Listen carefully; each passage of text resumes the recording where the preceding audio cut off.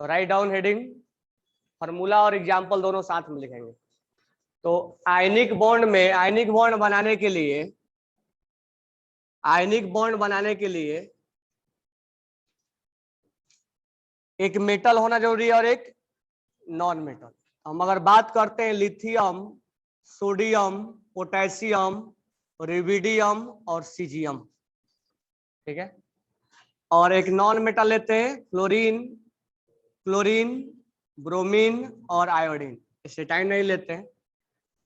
अब क्या करते हैं, ये इलेक्ट्रॉन्स को लूज करेगा और ये गेन करेगा, तो LIF बॉन्ड बनेगा। दोनों में कौन सा बॉन्ड होगा? और अगर हम यहां पर NAF, KF और RBF और CSF, सीजियम फ्लोराइड, तो सब जितने भी एग्जाम्पल में दिख रहा है, सारे एग्जाम्पल किसके हैं? अब नेक्स्ट लिथियम को, अब यहां से लिथियम लो और यहां से क्लोरीन लो, सॉरी फ्लोरीन लो पहले। तो लिथियम फ्लोराइड तो बन ही गया है, क्लोरीन लेते हैं तो लिथियम क्लोराइड, और यहां से क्या लेंगे? Sodium chloride. यहां से लेंगे पोटेशियम क्लोराइड, यहां से रुबिडियम क्लोराइड और यहां से सीजियम क्लोराइड। ये एक इलेक्ट्रॉन्स लॉस करेगा और ये गेन करेगा। नेक्स्ट हम लेंगे लिथियम ब्रोमाइड, सोडियम ब्रोमाइड, इसका और इसका combination, potassium bromide, rubidium bromide और सीजियम ब्रोमाइड। नेक्स्ट हम लेंगे आयोडीन के साथ, lithium iodide, sodium iodide, potassium iodide, rubidium iodide और सीजियम आयोडाइड। ये जितने भी तुम्हें एग्जाम्पल दिख रहे हैं, सारे के सारे एग्जाम्पल किसके हैं? आयनिक बॉन्ड में, सब में आयनिक बॉन्ड बना हुआ है, ठीक है। तो पहले इसको लिखो। चलो तुम बताओ कि इसमें जितना एग्जाम्पल लिखा हुआ है, इसमें सबसे ज्यादा आयनिक बॉन्ड किसमें बना हुआ है? कौन से कंपाउंड है जिसमें सबसे ज्यादा आयनिक बॉन्ड है? सीजियम। क्यों?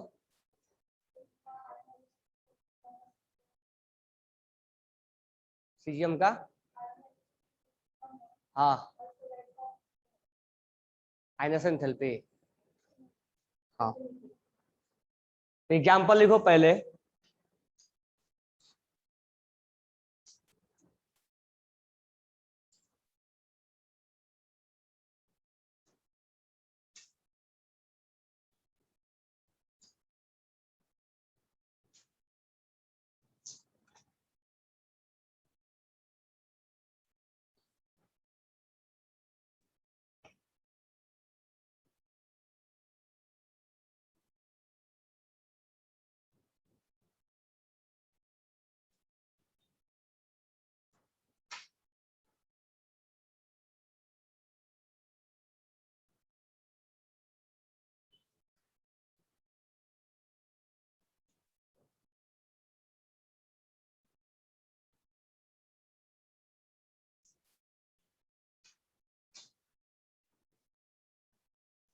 लिख लिए।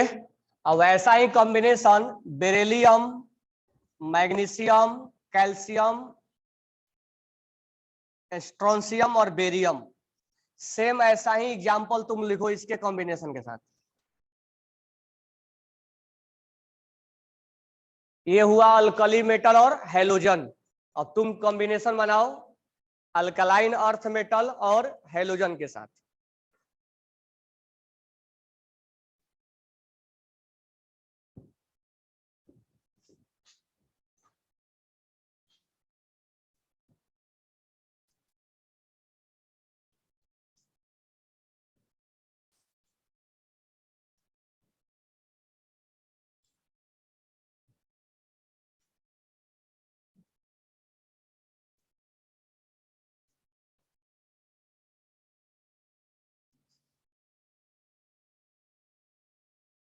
क्या लिख रहे हो? BeCl,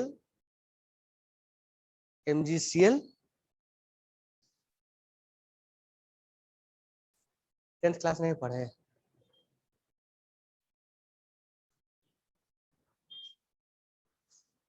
BEF, MGF, CAF, अब गए।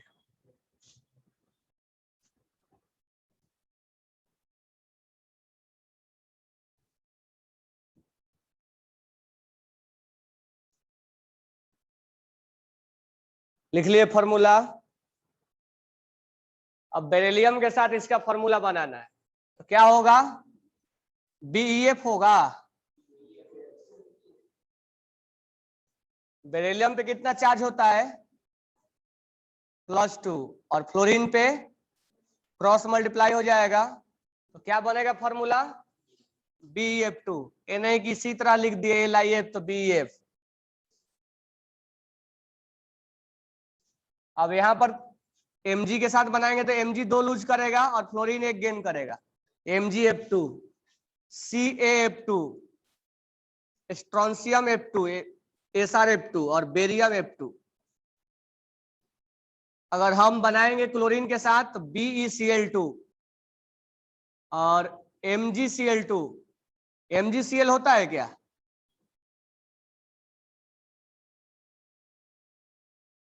क्या नीट जे निकालोगे? CaF2, CaCl2, SrCl2, BaCl2। Next है इसमें BeBr2, आगे लिख लोगे ना, और इसमें होगा BeI2।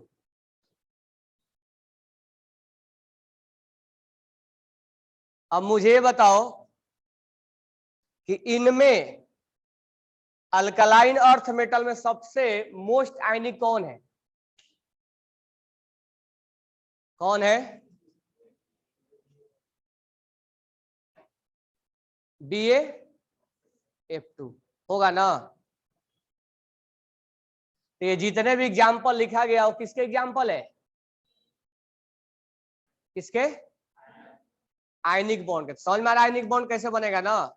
यानी अल्कली मेटल और अल्कलाइन अर्थ मेटल, और उधर क्या होगा? हैलोजन।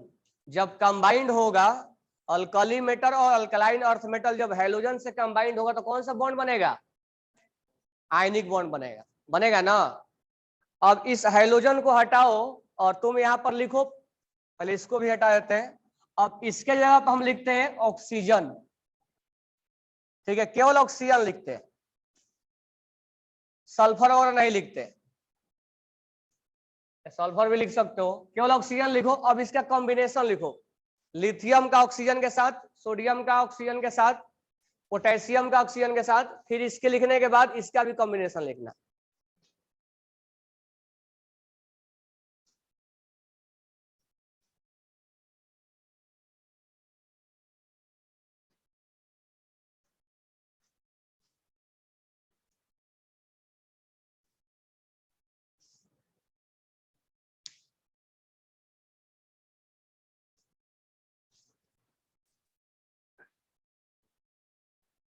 तो यहां से हम फॉर्मूला बनाना भी सीख रहे हैं और आयनिक का एग्जाम्पल भी सीख रहे हैं।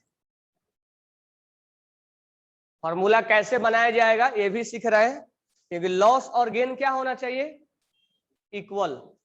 ये नहीं कि एक लॉस 2 कर रहा है, एक गेन 1 कर रहा है, तो लॉस और गेन इक्वल होना चाहिए। बना लिए कॉम्बिनेशन। ये जितने भी एग्जाम्पल तुम लिखे हो सब एग्जाम्पल किसके हैं? Ionic bond. कैसे समझ में आया कि आयनिक बॉन्ड है? अब दो बातें यहां से होगी समझने के लिए। 3 चीजें हमारे पास। अगर एस ब्लॉक एलिमेंट और पी ब्लॉक एलिमेंट अगर कंबाइंड होते हैं तो कौन सा बॉन्ड बनेगा? Ionic bond. दूसरा टर्म ये है कि अगर मेटल नॉन मेटल से कंबाइंड होते हैं तो कौन सा बॉन्ड बनेगा? और तीसरा टर्मोलॉजी ये है कि इसका इलेक्ट्रोनेगेटिविटी निकाल के चेक करोगे तो 1.7 से ज्यादा आएगा। दोनों का इलेक्ट्रोनेगेटिविटी निकाल के चेक करोगे तो 1.7 से ज्यादा आएगा। जैसे मान लो तुम्हें सीजियम की याद है, सीजियम ऑक्साइड, तो एक ही सीजियम लेना है, तो सीजियम का ऑक्साइड इलेक्ट्रोनेगेटिविटी कितना होता है?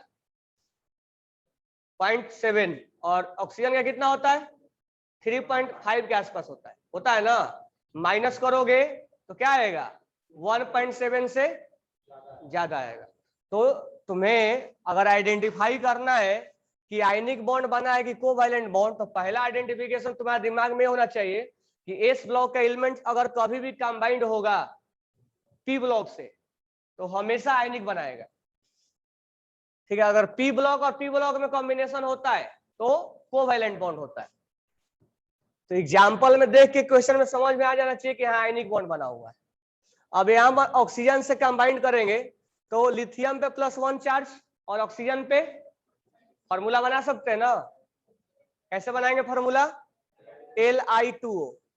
तो Li2O में कौन सा बॉन्ड बना हुआ है कैसे समझेंगे, lithium belongs to s block और ऑक्सीजन बिलोंग्स टू, नेक्स्ट है sodium oxide, potassium oxide, rubidium oxide और सीजियम ऑक्साइड। अगर इसका बनाएंगे तो क्या बनेगा BeO। बेरिलियम पे कितना चार्ज, ये 2 कॉमन, Be2 और O2 हो जाएगा। यहाँ 2 से डिवाइड मार देंगे क्या बन जाएगा BeO। यहाँ क्या होगा CaO calcium oxide, strontium oxide और बेरियम ऑक्साइड होगा ना। ये ऑक्सीजन के साथ कॉम्बिनेशन सल्फर के साथ भी बना सकते हैं। ठीक है, तो यहाँ पर फॉर्मूला हमने देखा, एग्जाम्पल देखा। अब क्या करना है तुम्हें कि इनका अब तुम सल्फेट के साथ कॉम्बिनेशन बनाओ, सल्फेट आयन के साथ SO4-2। अब एक चीज ध्यान देना, ये सल्फेट आयन है तो यहां सल्फर और ऑक्सीजन के बीच में ही बॉन्ड होगा कि नहीं होगा।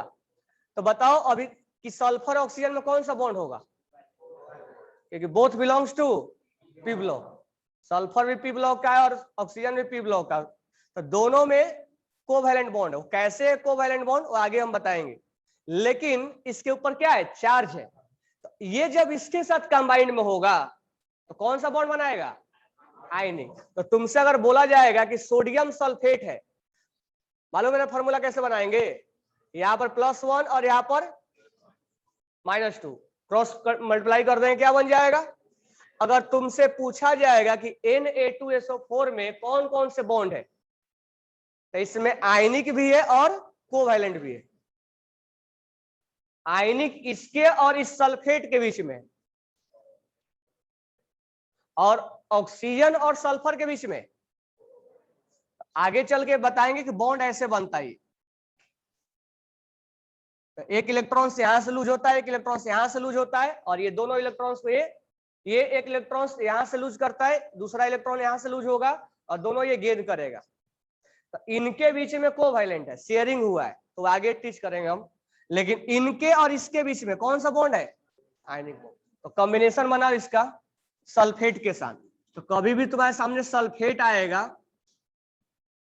तो सोच लेना कि जो मेटल है और जो सल्फेट आयंस है उसके बीच में आयनिक बॉन्ड बना हुआ है।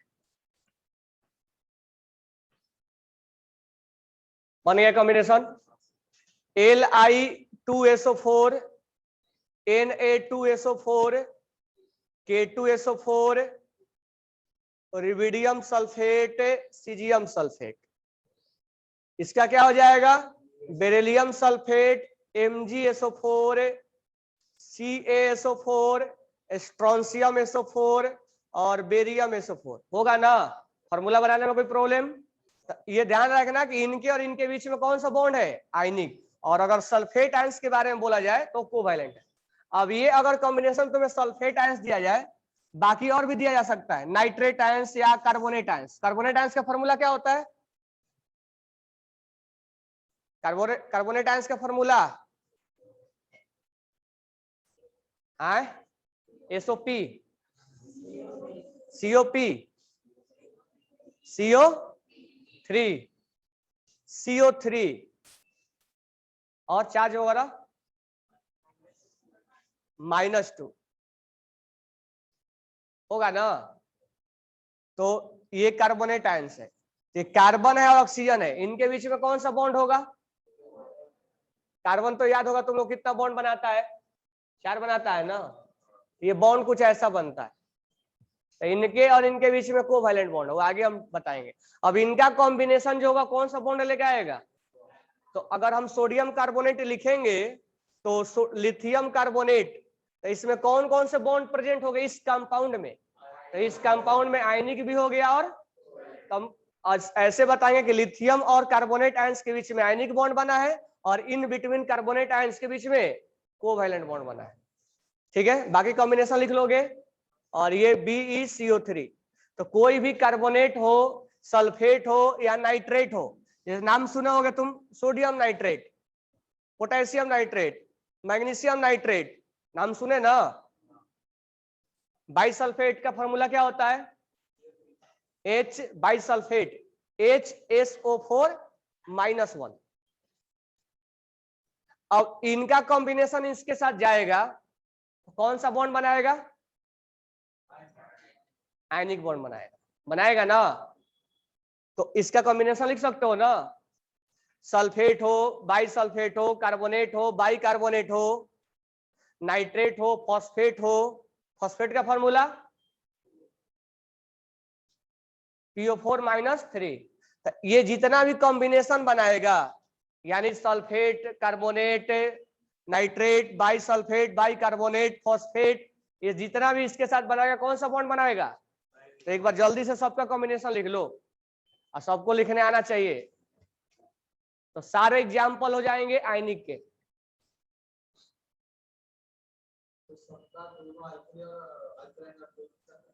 ऐसे भी लिख सकते हो, एक लिख के डैश डैश लगा देना, हो जाएगा। ठीक है,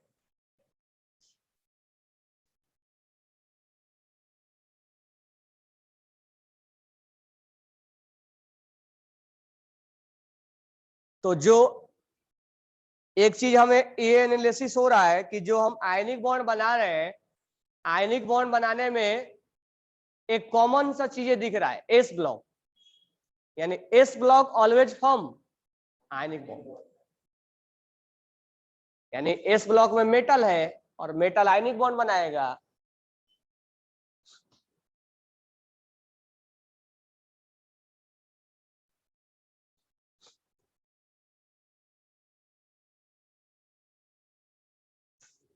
कॉम्बिनेशन लिख लिए सबने।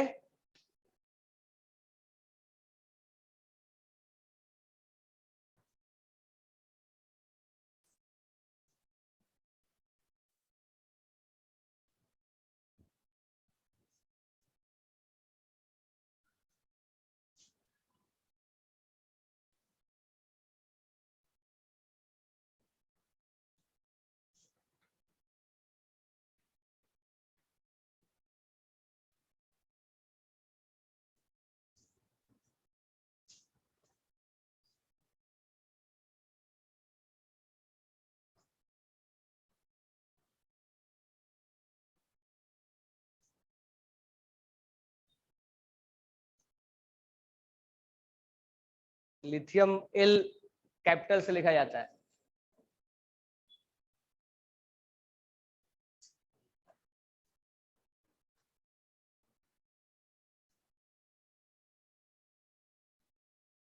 चलो इसको कंप्लीट कर लेना। तो ये जितना भी ये बनाएगा बॉन्ड, कौन सा बॉन्ड बनाएगा, आयनिक।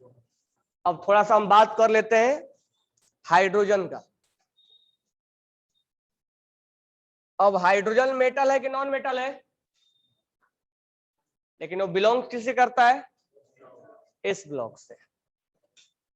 तो एक चीज ध्यान में रखना,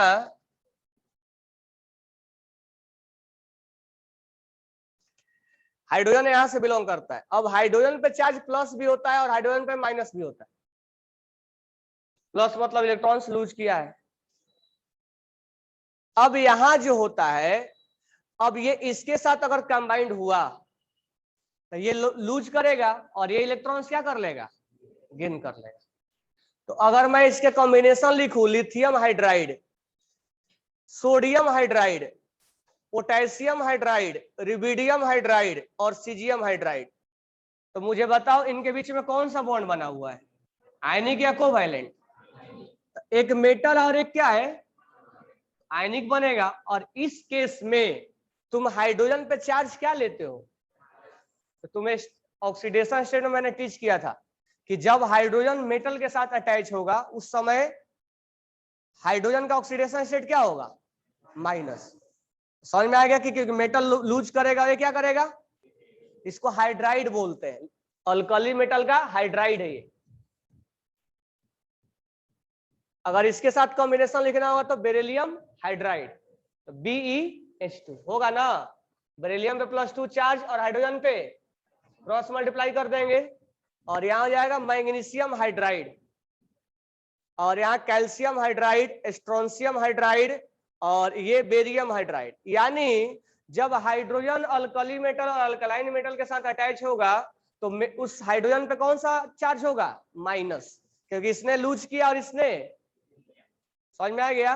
लेकिन अगर वही हाइड्रोजन अटैच होगा नॉन मेटल के साथ, जैसे मीथेन, तो ये भी नॉन मेटल और ये भी नॉन मेटल, उस केस में इस हाइड्रोजन पे चार्ज लेने के लिए हमने क्या बोला था, प्लस लेने के लिए बोला था, क्योंकि इसका इलेक्ट्रोनेगेटिविटी अब आगे चल के समझ में आएगा कि ये इसका इलेक्ट्रोनेगेटिविटी क्या होता है 2.5 और इसका इलेक्ट्रोनेगेटिविटी किसका होता है 2.1। तो कौन इलेक्ट्रॉन्स खींचेगा, कार्बन खींचेगा ना, तो इस पे पार्शियल पॉजिटिव लगेगा तो इस पे पार्शियल, एक नेगेटिव, दो नेगेटिव, तीन नेगेटिव और यहां पर 4 नेगेटिव। तो बताओ इसमें चार्ज क्या आ गया। जब तुम बॉन्ड बनाना सीख लोगे तो वैलेंसी और ऑक्सीडेशन स्टेट वगैरह सारा चीजें उसमें क्लियर होता चला जाएगा, कौन सा कंपाउंड कैसा बॉन्ड बनाता है, कैसा उसका ऑक्सीडेशन स्टेट होता है, चार्ज कैसा होता है, इलेक्ट्रोनेगेटिविटी की वजह से क्या होगा, तो सारा चीजें इसमें क्लियर होता चला जाएगा। तो बताओ कि हाइड्रोजन का चार्ज -1 कब लिया जाता है, जब वो किससे अटैच हो, मेटल से। बाकी वो नॉन मेटल से अटैच हो तो चार्ज क्या लेंगे, क्लियर ना। तो चलो इसको लिख लो, इसको हाइड्राइड बोलते हैं।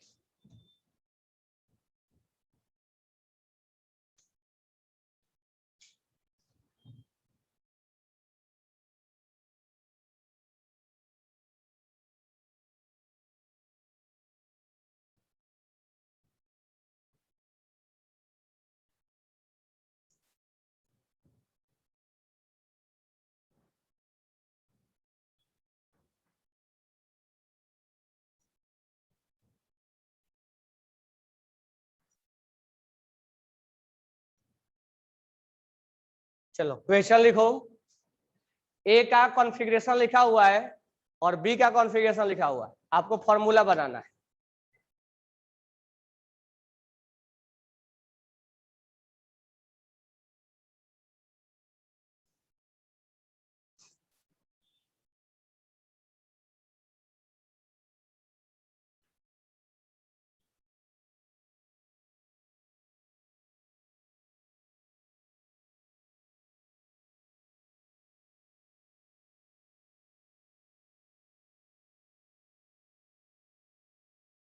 इसका आगे answer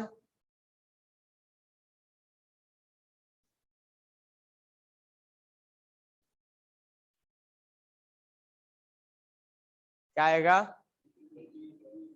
A2B3 B3A A2 B3A2 आएगा। तो फॉर्मूला अभी हमने एग्जांपल्स बता रहे थे कि आयनिक बॉन्ड के कौन कौन से एग्जांपल, वो क्लियर हो गया। एक मेटल और एक नॉन मेटल होगा तो कौन सा एग्जांपल होगा, आयनिक का। अब उसी में हमारा टॉपिक था फॉर्मूला निकालना। तो फॉर्मूला निकालने के लिए आपसे ऐसे कॉन्फ़िगरेशन दे देगा और बोलेगा कि फॉर्मूला निकालो। तो ये देख के क्या लग रहा है, इसके आउटर सेल में कितने इलेक्ट्रॉन है, इसके एक आउटर सेल में कितने इलेक्ट्रॉन है, 3 है या 5 है। तो अब दूसरे आंख से देखो, ठीक है, आउटर सेल में 3 नहीं है, क्या बोलेंगे 5, बोथ आर आउटर सेल। ये भी आउटर सेल है तो ये भी आउटर सेल है, आउटर ऑर्बिटल्स नहीं बोला जा रहा है, आउटर सेल है तो सेल में दोनों आएगा। तो इसके आउटर सेल में 5 इलेक्ट्रॉन है, तो ऑक्टेट कंप्लीट करने के लिए कितना इलेक्ट्रॉन्स गेन करेगा, इस पे चार्ज क्या होगा, होगा कि नहीं होगा, एक तरह का नाइट्रोजन है। और ये जो है बी, अब इसके आउटर सेल में कितने इलेक्ट्रॉन, तो इसका ऑक्टेट कंप्लीट करने के लिए क्या करेगा, ये 2 लूज करेगा, करेगा ना। इसमें चार्ज क्या हो जाएगा। अब मुझे बताओ कि पहले बी को लिखे या ए को लिखे। पहले कैटायन को लिखते हैं जिसका इलेक्ट्रोनेगेटिविटी कम होता है। तो B+2 और A माइनस, फॉर्मूला बना देंगे। फॉर्मूला हो जाएगा B3A2, यही होगा ना। ऐसे A2B3 भी बोलो तो कोई प्रॉब्लम नहीं है, लेकिन जो सिस्टमेटिक अगर हम लिखें तो आईपीएससी बोलता है जिसका इलेक्ट्रोनेगेटिविटी कम है या कैटायन को पहले लिखा जाता है। तुम A2B3 भी बोलो तो गलती नहीं है। ये समझ में आया कैसे बनाया हमने। तो फॉर्मूला दिया जाए तो बना लोगे ना। ऐसे अगर फॉर्मूला दिया जाए, कॉन्फ़िगरेशन दिया जाएगा, बोला जाएगा फॉर्मूला निकालो, निकल जाएगा। ठीक है, अब हम आते हैं आयनिक स्ट्रेंथ पे कि आयनिक स्ट्रेंथ किसका ज्यादा है किसका कम है। तो हेडिंग डालो आयनिक स्ट्रेंथ, आयनिक स्ट्रेंथ और ऑब्लिक डाल के लिखना आयनिक कैरेक्टर, आयनिक कैरेक्टर, आयनिक स्ट्रेंथ ऑब्लिक आयनिक कैरेक्टर।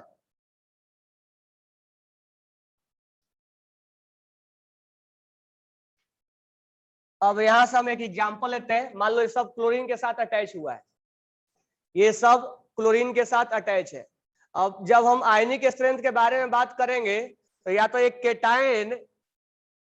केटायन कॉमन होगा या तो एनायन कॉमन होगा। जैसे अगर ये बना तो ये बना LiCl, ये बना NaCl, ये बना KCl, ये बना RbCl और ये बना सीजियम क्लोराइड। सब में आयनिक बॉन्ड है। ये लिथियम का एटम इसके साथ अटैच है क्लोरीन के साथ, सोडियम का एटम क्लोरीन के साथ अटैच है, पोटेशियम क्लोरीन से अटैच है, रिबिडियम क्लोरीन से अटैच है और सीजियम क्लोरीन से अटैच है। लेकिन यहाँ जो बॉन्ड बना हुआ है, जो अट्रैक्शन है, ये अट्रैक्शन एक जैसा नहीं है। किसी में अट्रैक्शन ज्यादा होगा, किसी में कम होगा।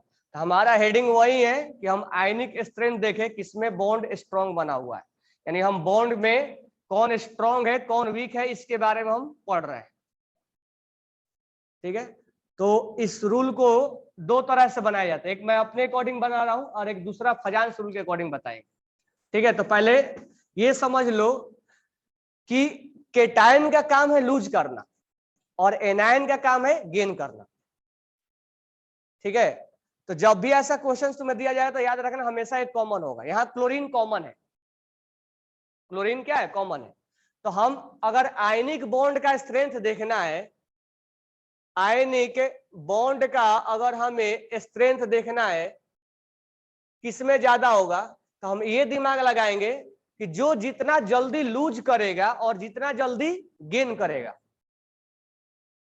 ठीक है, यही दिमाग में रखना है, जितना जल्दी लूज करेगा यानी केटायन को जल्दी लूज करना होगा और एनायन को जल्दी गेन करना होगा। यानी जब भी ऐसा निकालना हो तो हम ये सोचेंगे कि फास्ट इलेक्ट्रॉन लॉस किसने किया और फास्ट इलेक्ट्रॉन गेन किसने किया। अगर जो ऐसा काम करेगा उसमें आयनिक ज्यादा होगा। अब ऐसा नहीं होगा कि मिक्सिंग होगा कि ये गेन अलग कर रहा है लॉस अलग कर रहा है। इसमें क्लोरीन गेन करने वाला सेम है और हमेशा सेम नहीं पूछा जाए, एक कॉमन होगा। अब यहां पर यह सोचना है कि लिथियम जल्दी इलेक्ट्रॉन्स को लॉस कर रहा है या सीजियम, सीजियम जल्दी इलेक्ट्रॉन को लॉस कर रहा है।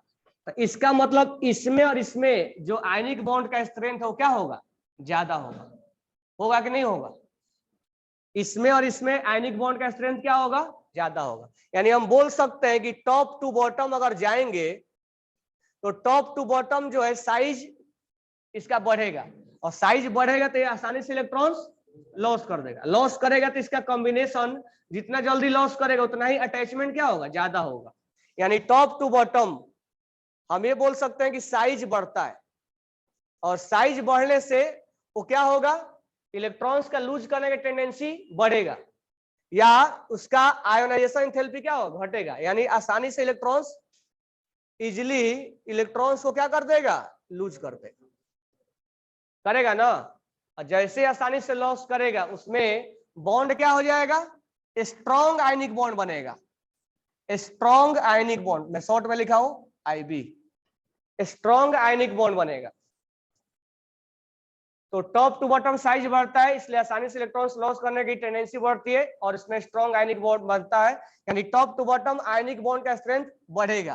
तो LiCl से ज्यादा स्ट्रॉन्ग आयनिक बॉन्ड NaCl है, और NaCl से ज्यादा आयनिक स्ट्रॉन्ग कौन होगा? KCl, और उससे भी ज्यादा कौन होगा?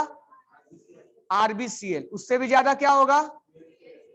हम लास्ट वाला का नाम नहीं लेंगे, वो रेडियो एक्टिव है।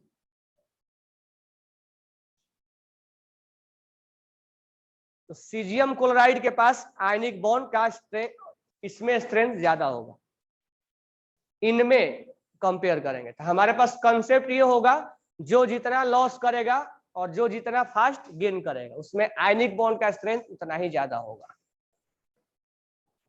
Fast loss fast gain.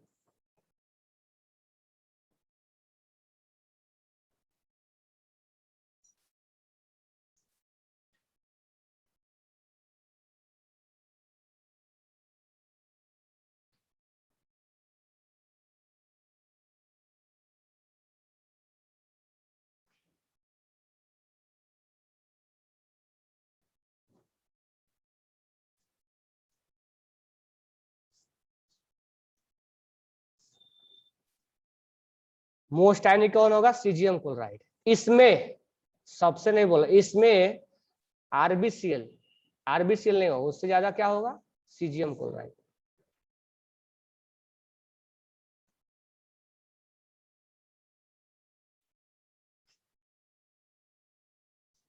जल्दी लॉस होगा जल्दी गेन होगा, तो क्या होगा? आयनिक स्ट्रेंथ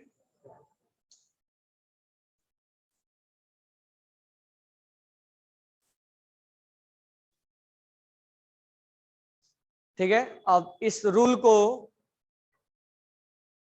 अब आगे इसमें बताएंगे, खजांश रूल इसी में बताएंगे, अभी ध्यान में रखना। अब नेक्स्ट पॉइंट, अब आयनिक जो कंपाउंड होते हैं वो पानी में ज्यादा सोलुबल होता है, उसका सोलुबिलिटी ज्यादा होता है, ठीक है, उनका सोलुबिलिटी ज्यादा होगा। तो हम यहाँ पर कुछ वाटर से आयनिक बॉन्ड को रिलेट करके 3-4 टर्मिनोलॉजी पढ़ते हैं, तो ध्यान से सुनना, तुमसे क्वेश्चन पूछा जाएगा। तो हेडिंग डालो, hydration energy, hydration energy, hydration energy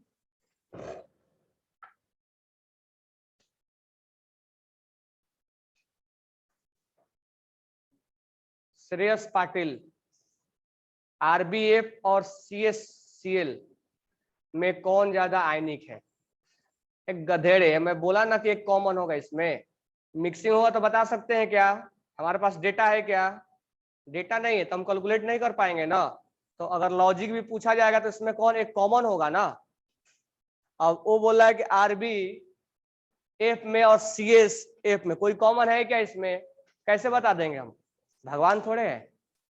data है क्या हमारे पास? नहीं, एक इसमें कॉमन रहेगा, यहाँ CSCL है और RBF है, तो इसमें कोई कॉमन नहीं है ना। कॉमन होगा तब ना बताएंगे, या तो यहाँ Cl कर लो और या तो यहाँ पर फ्लोरीन कर लो, तब बता पाएंगे कि ये ज्यादा आयनिक है, इसमें ये ज्यादा आयनिक है। हमने क्या बोला? हम आइडिया लगा रहे हैं, एक कॉमन होना चाहिए। तो नेक्स्ट हेडिंग डालना, हाइड्रेशन एनर्जी। हाइड्रेशन एनर्जी, और इसी में हम 4 टर्मिनोलॉजी पढ़ेंगे। हाइड्रेशन एनर्जी के बाद हम पढ़ेंगे एक्वस रेडियस। एक्वस मतलब वाटर और पानी के अंदर रेडियस। उसमें हम पढ़ेंगे आयनिक मोबिलिटी, और ये चारों पे क्वेश्चन पूछा जाता है। और फोर्थ हम पढ़ेंगे कंडक्टिविटी। चारों टर्मिनोलॉजी एक साथ पढ़ाएंगे और तुम्हें खुद से लिखना होगा, ठीक है। मैं केवल बताता जाऊंगा, तुम खुद से लिखोगे। तो ध्यान से समझना, चारों टर्मिनोलॉजी एक साथ चलेगा। पहले हम हाइड्रेशन एनर्जी के बारे में बात करेंगे, फिर हम रेडियस के बारे में, मोबिलिटी के बारे में और एक कंडक्टिविटी के बारे में, कौन क्या क्या है। तो ध्यान से अब समझना, लिख लिए चारों टॉपिक। अब यहां हम बता रहे हैं हाइड्रेशन एनर्जी किसको बोला जाता है।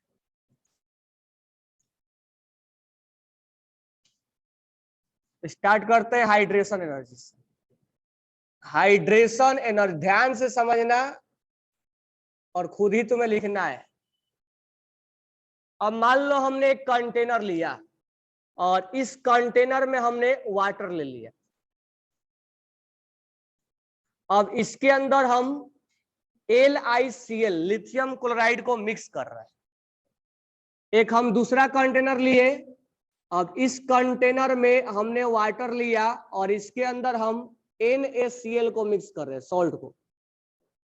एक हम तीसरा कंटेनर ले रहे हैं और ये इस कंटेनर में हम KCl को मिक्स कर रहे हैं। एक हम चौथा कंटेनर ले रहे हैं, इसके अंदर हम वाटर के अंदर किसको मिक्स कर रहे हैं, RbCl को। और एक और कंटेनर ले लो पांचवा, और इसके अंदर हम किसको मिक्स कर रहे हैं, सीजियम क्लोराइड को। और ये वाटर है। 5 कंटेनर हमने लिया और पांचों में लिथियम क्लोराइड से लेकर सीजियम क्लोराइड तक हमने मिक्स कर दिया। ठीक है, अब ये पानी के अंदर जाएगा तो क्या हो जाएगा, आयनिक कंपाउंड जो होते हैं पानी के अंदर जाने के बाद क्या होते हैं, डिसोसिएट। डिसोसिएट मतलब ब्रेक हो जाता है। आयंस में जो बॉन्ड बना है वो बॉन्ड टूट जाता है।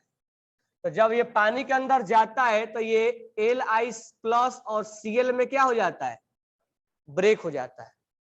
इसको क्या बोलेंगे, डिसोसिएशन। ये डिसोसिएट हो गया या आयनाइज्ड हो गया। तो 2 वर्ड्स हम बोलते हैं कि when ionic compound are dissolved in water it will be dissociated या ionised.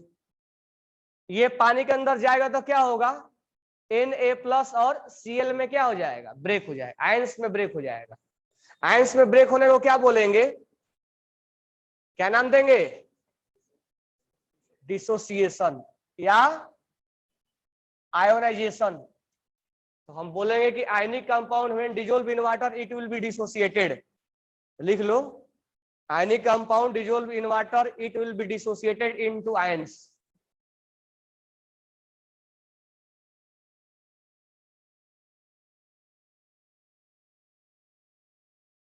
ionic compound dissolve in water it will be dissociated.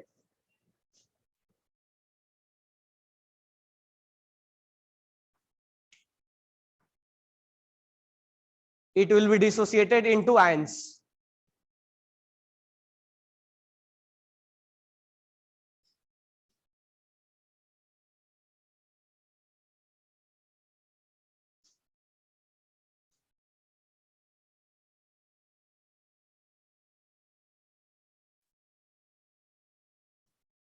So ionic compound when dissolved in water it will be dissociated into ions. Clear हो गया? अब ध्यान देना, NaCl या LiCl को जब पानी में डाला गया तो उसके बीच का जो बॉन्ड बना हुआ था वो बॉन्ड क्या हो गया, टूट गया। यानी LiCl के बीच में या NaCl के बीच में जो आयनिक बॉन्ड बना हुआ था वो पानी में डालने के बाद हमने हीट वगैरह कुछ नहीं किया, फिर भी ये बॉन्ड क्या हो गया, टूट गया। तो ये बॉन्ड कौन तोड़ रहा होगा, ये बॉन्ड किसने तोड़ दिया, किसने तोड़ा होगा, वाटर ने तोड़ा होगा ना। चलो उसके बारे में हम बाद में बात करेंगे, अभी टूट गया मान लो। अब टूटने के बाद क्या होगा, इससे पहले हमने तुम्हें पढ़ाया था कि Li+ और Cl- या जो आयंस होते हैं, आयंस क्या होते हैं, स्टेबल या अनस्टेबल, क्योंकि उसके ऊपर क्या है, चार्ज है।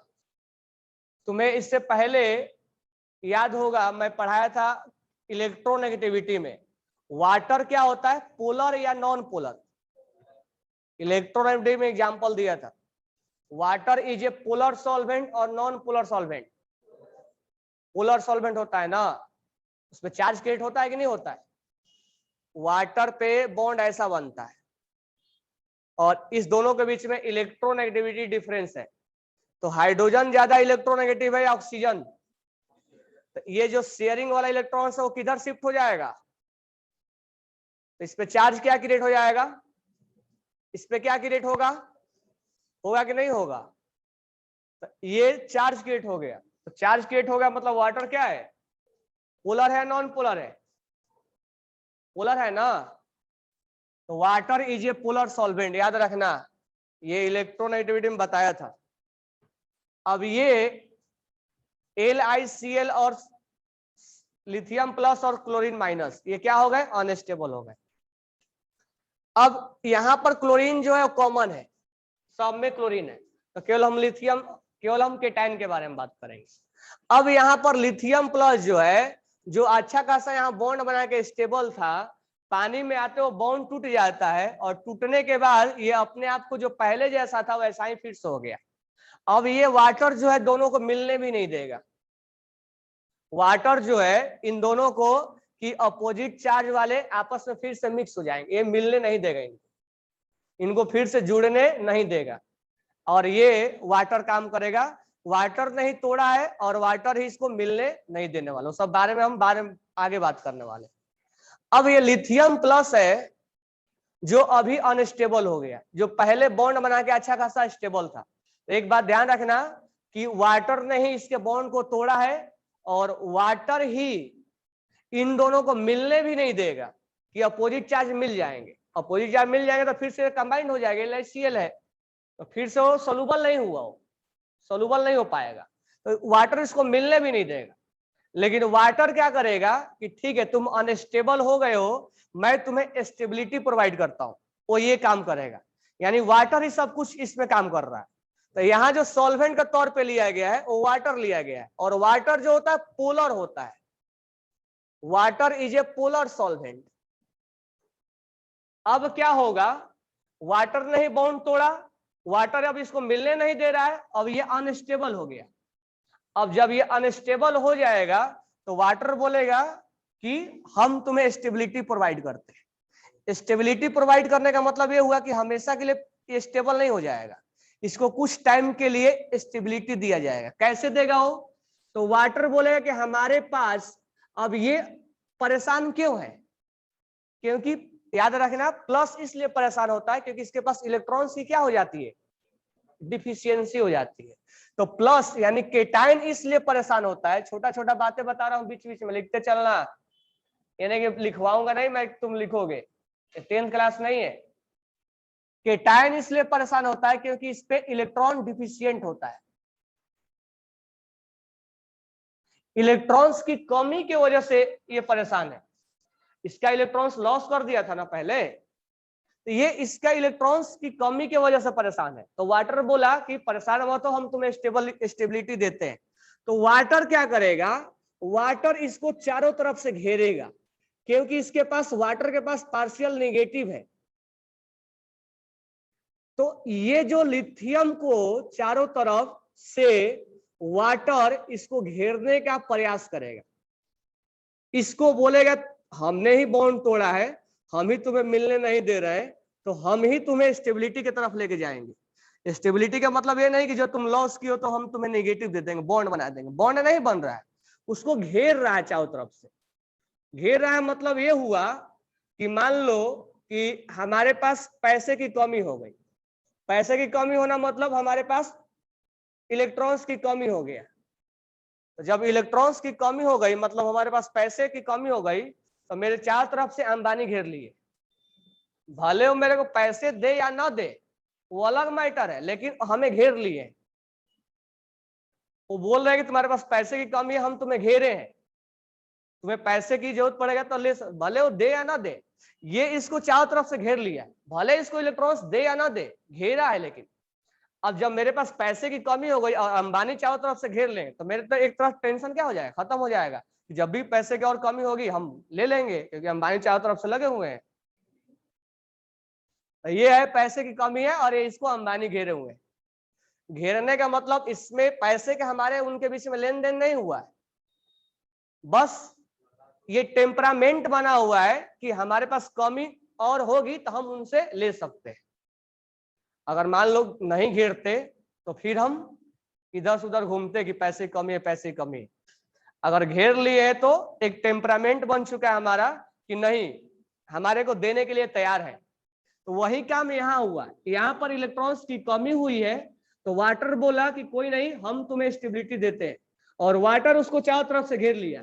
और कैसे घेरा है, इसका पॉजिटिव अपने निगेटिव की तरफ किया हुआ है, यानी इसके पास पैसे की कमी है और ये अंबानी है, अंबानी मतलब इसके पास पैसे ज्यादा है। निगेटिव का मतलब होता है इलेक्ट्रॉन रिच, एनायन का मतलब होता है, एनायन का मतलब होता है इलेक्ट्रॉन रिच, उसके पास इलेक्ट्रॉन ज्यादा है।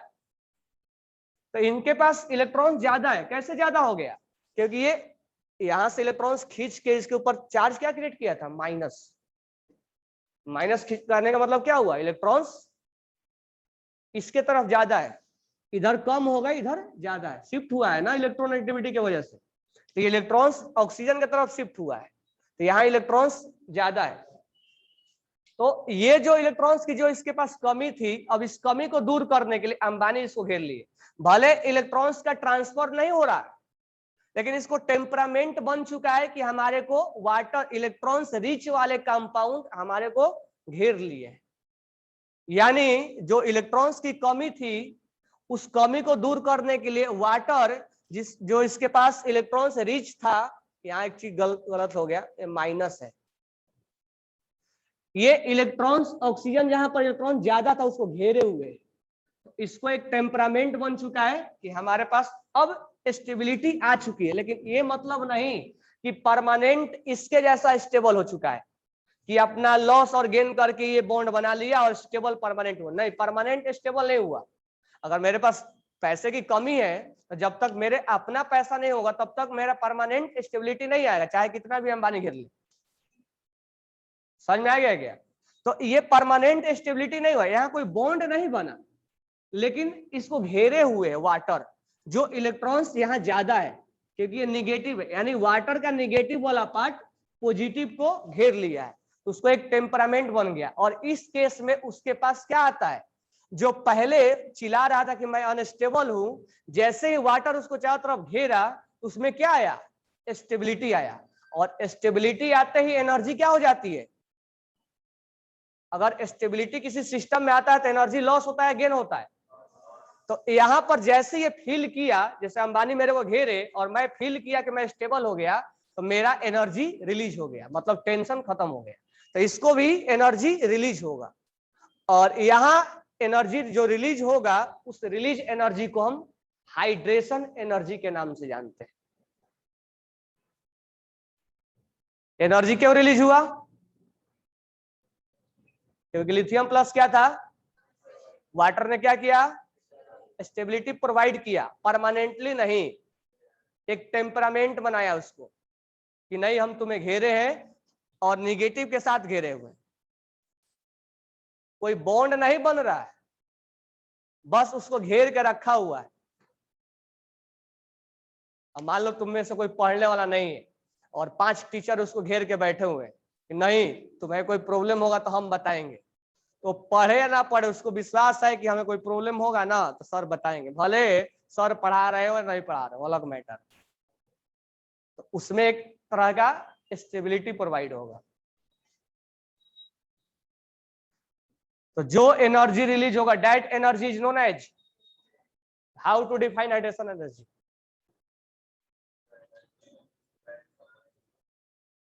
तो हाइड्रेशन एनर्जी एक्सोथर्मिक होगा कि एंडोथर्मिक होगा, डिफाइन कर लोगे, कैसे करोगे, केटायन जब अनस्टेबल होता है तो उस अनस्टेबल को स्टेबिलिटी प्रोवाइड करने के लिए वाटर क्या करता है, उसको सराउंड करता है, और जब सराउंड करता है तो उसमें क्या आती है, स्टेबिलिटी, और जब स्टेबिलिटी आती है तो वो सिस्टम क्या करेगा, एनर्जी रिलीज करेगा, क्योंकि अनस्टेबल से स्टेबिलिटी आता है तो एनर्जी रिलीज करेगा, रिलीज करने के बाद उस एनर्जी को क्या नाम देंगे, हाइड्रेशन एनर्जी। क्लियर बात है? अब ध्यान दो आगे, हाइड्रेशन एनर्जी का डेफिनेशन एज फॉर तुम लिखोगे। अब यहां पर सोडियम है, अब सोडियम भी परेशान है, तो सोडियम को कौन घेरेगा? वाटर घेरेगा ना, वाटर घेरेगा। और वाटर का जो ये वाला निगेटिव वाला पार्ट है वो केटायन की तरफ होगा, पॉजिटिव वाला पार्ट नहीं होगा, क्योंकि पॉजिटिव और पॉजिटिव में क्या हो जाएगा? रिपल्सन। इसलिए नेगेटिव वाला पार्ट इसको घेरेगा, और जब घेरेगा इसको तो इसमें क्या आएगा? स्टेबिलिटी आएगा ना, स्टेबिलिटी नहीं आएगा? और स्टेबिलिटी आने की वजह से ये क्या होगा? एनर्जी, तो that release energy is called. अब पोटेशियम का भी कुछ ऐसा ही होगा, पोटेशियम में भी वाटर चारों तरफ से घेरे हुए हैं, और इसमें थोड़ा बहुत स्टेबिलिटी आएगा, और स्टेबिलिटी की वजह से थोड़ा बहुत स्टेबिलिटी आएगा। अब ये नहीं कि तुम सॉल्ट को पानी में डिजोल्व करो तो हाथ जलने लगेगा, कि एनर्जी तो रिलीज होता है, वो तो हीट हो जाना चाहिए था। ये स्टेबिलिटी थोड़ा आएगा उसमें, वो एनर्जी रिलीज होगा। नहीं कि सर NaCl को पानी में जब डालते हैं तो हाथ क्यों नहीं जलने लगता है? हीट तो रिलीज हो रहा है वहां से, हीट वो हमें लगना चाहिए था, वैसा नहीं होगा, ये थोड़ा सा रिलीज होता है। तो यहाँ पर ये हाइड्रेशन एनर्जी, यहाँ पर रिविडियम के चारों तरफ वाटर घेरेगा, और उसको जब घेरेगा तो ये इसमें थोड़ा बहुत स्टेबिलिटी आएगा, और स्टेबिलिटी के वजह से इसमें थोड़ा सा एनर्जी रिलीज होगा। अब सीजियम को भी कुछ ऐसा ही होगा, वाटर चारों तरफ से घेरेगा,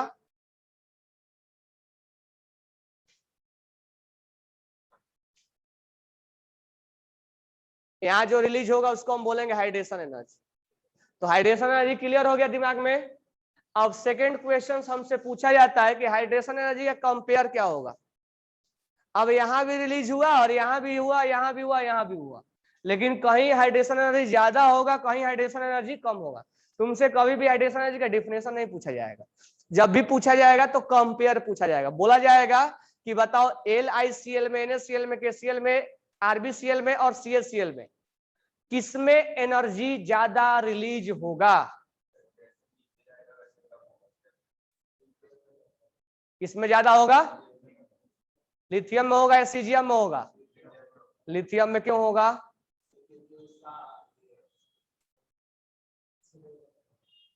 देखो, हाँ, आयनिक स्ट्रेंथ नहीं ज्यादा है, लिथियम का ही होगा।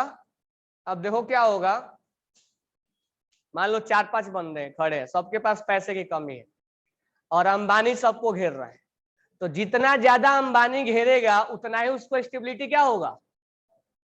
ज्यादा होगा ना। अब यहां से इस बात को हम डिसाइड करेंगे कि लिथियम और सीजियम में किसको ज्यादा वाटर घेरा है।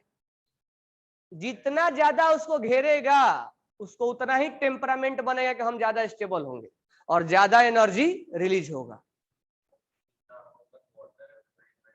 हाँ, कौन ज्यादा मेला लगा रहा है, यानी लिथियम एक्सपर्ट है मेला लगाने में। एक नहीं होता लड़का कि अपने तरफ मेला लगा के चल रहे हैं, 10 का ग्रुप बनाए हैं, तो मेला ज्यादा कौन लगा रहा है? तो देखो ध्यान से, यहां पर लिथियम जो है, अब वाटर को मैं ऐसे नहीं लिख रहा हूं, अब वाटर को मैं ऐसे लिख रहा हूं, यहां वाटर के मॉलिक्यूल्स इसको घेर लिए, वाटर के मॉलिक्यूल्स ऐसे केवल एक लेयर नहीं घेरेगा, और भी लेयर होंगे, तो ये वाटर क्योंकि अट्रैक्शन होगा ना इनमें, तो सारे वाटर निगेटिव इसके तरफ करके और इसको घेरेंगे ऐसे, तो कुछ ऐसा होगा। ये लिथियम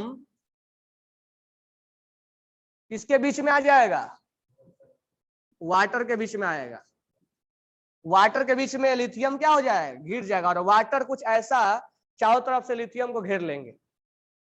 सीजियम में भी घेरेगा, सीजियम में भी घेरेगा, सीजियम में घेरेगा। अब मुझे बताओ कि अपने चारों तरफ मेला लगाने में एक्सपर्ट कौन है, लिथियम या सीजियम? कौन ज्यादा घेर पाएगा? किसके पास कैपेबिलिटी ज्यादा होगा, लिथियम या सीजियम के पास? तो जिसका अट्रैक्शन ज्यादा होगा और अट्रैक्शन किसका ज्यादा होता है, लिथियम या सोडियम सीजियम का। तो कुल मिला के अगर हम फाइनल लाइन कंक्लूड करके लिखे तो हमें यह देखना है कि मेला कौन लगा रहा है। तो अगर केटायन का साइज जितना कम होगा उतना ही मोर वाटर, केटायन का साइज जितना कम होगा उतना ही फोर्स ऑफ अट्रैक्शन क्या होगा, ज्यादा। और अट्रैक्शन अगर ज्यादा होगा तो मेला कौन लगाएगा, यानी इसके पास अट्रैक्शन ज्यादा है तो मोर वाटर मॉलिक्यूल से क्या होंगे, सराउंडेड। इस स्टेप समझ में आ रहा है ना। जितना छोटा होगा उतना ही अट्रैक्शन ज्यादा होगा। अट्रैक्शन ज्यादा होगा, लिथियम बड़ा है कि सीजियम, लिथियम प्लस बड़ा है कि सीजियम प्लस बड़ा है, लिथियम प्लस बड़ा है। तो ज्यादा मेला कौन लगाएगा, लिथियम, क्योंकि इसका अट्रैक्शन ज्यादा होता है। जितना छोटा, लिथियम में से इलेक्ट्रॉन निकालना मुश्किल है कि सीजियम में से लिथियम में, क्योंकि साइज छोटा है तो अट्रैक्शन ज्यादा होता है ना। तो लिथियम अपने तरफ मेला ज्यादा लगाएगा, यानी केटायन जितना छोटा अट्रैक्शन ज्यादा तो मोर वाटर सराउंडेड। तो मुझे बताओ कि हमारे तरफ ज्यादा दो है, एक हम है, उसके पास भी उतना पैसे कम है, उसके पास भी पैसे कम है। मेरे तरफ ज्यादा अंबानी घेरे हैं और उसके तरफ कम अंबानी घेरे हैं, तो ज्यादा स्टेबल कौन फील करेगा, जिसके पास ज्यादा घेरेंगे। हो सकता है एक अंबानी से मांगा जाए तो नहीं दे तो दूसरा दे देगा, ऐसा होगा ना, होगा कि नहीं होगा। यानी जितना वाटर मॉलिक्यूल्स उसको घेरेगा उतना ही उसमें स्टेबिलिटी क्या आएगी, तो स्टेबिलिटी उतना ही ज्यादा आएगा, क्योंकि इसको इलेक्ट्रॉन्स की कमी है, ये देने के लिए बहुत तैयार है, नेगेटिव दे नहीं रहा है, तैयार है बस। तो स्टेबिलिटी ज्यादा होगा, और जितना ज्यादा स्टेबिलिटी होगा उतना ही एनर्जी क्या होगा, ज्यादा रिलीज होगा। तो हमें सारे बीच के लाइन अगर गायब कर दें तो हमारा आंसर एक ही होगा कि जितना साइज कम होगा उतना ही हाइड्रेशन एनर्जी क्या होगा। बीच के अगर लाइन सारे गायब कर दे तो हमारे को फाइनल कंक्लूजन यही मिला, यानी लिथियम के पास यहाँ हाइड्रेशन एनर्जी ज्यादा होगा। तो हमारा आंसर हो जाएगा lithium plus, sodium plus, potassium plus, rubidium plus और सीजियम प्लस। और ये आपसे क्वेश्चन में हाइड्रेशन एनर्जी का कंपेयर पूछा जाता है,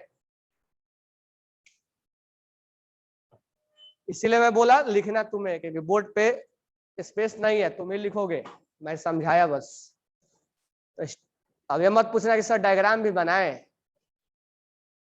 तो क्या करना है क्या नहीं करना है तुम सोचो।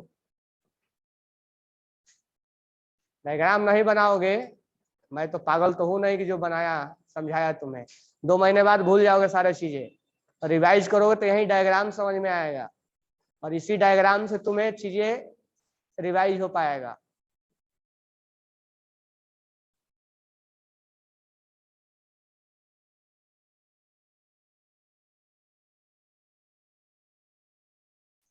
तो केटायन का साइज जितना छोटा होगा अट्रैक्शन क्या होगा, अट्रैक्शन ज्यादा होगा तो वाटर मॉलिक्यूल्स क्या होंगे, ज्यादा सराउंड करेंगे। ज्यादा सराउंड करेंगे तो स्टेबिलिटी क्या होगा, ज्यादा। और ज्यादा होगा तो हाइड्रेशन एनर्जी क्या होगा, तो लिथियम में हाइड्रेशन एनर्जी ज्यादा होगा या सीजियम में। तो लिथियम क्लोराइड को डिजोल्व करोगे तो हाथ जलेगा कि सीजियम क्लोराइड को डिजोल्व करोगे तो हाथ जलेगा, किसी में नहीं जलेगा। हाँ, ज्यादा एनर्जी इसमें रिलीज होगा। थर्मामीटर डालोगे तो इसमें हीट ज्यादा बताएगा, क्योंकि वो हीट लॉस जो होगा वो हीट कहाँ होगा, पानी में चला जाएगा ना।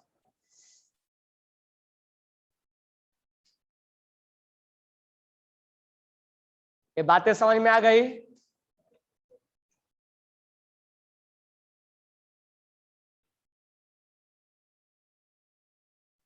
बात क्लियर हो गया ना। अब यहां से प्रॉब्लम हम केमिकल बॉन्डिंग पढ़ रहे हैं और पढ़ रहे हैं हाइड्रेशन एनर्जी, और सारा चीजें किस पे डिपेंड हो गया, साइज पे। और साइज क्या बताना हम कहां से जानते हैं, पीरियोडिक क्लासिफिकेशन। यानी पीरियोडिक क्लासिफिकेशन से हम साइज निकाल के तब जाके यानी उस चैप्टर से यहाँ कनेक्ट किया जाएगा। क्लियर? ये सब डायग्राम वगैरह निकाल लिया ना सबने। अब यहाँ पर हम अगर बात करें तो अल्कली मेटल का तो ये होगा, अल्कलाइन का क्या हो जाएगा, B+2 Mg+2 और क्या होगा Ca+2 और क्या होगा Ba+। इसका होगा ना, तो इसको भी लिखो, चल मुंडी नहीं हिलाना है, पेन पेंसिल दिमाग सब एक साथ चलना चाहिए।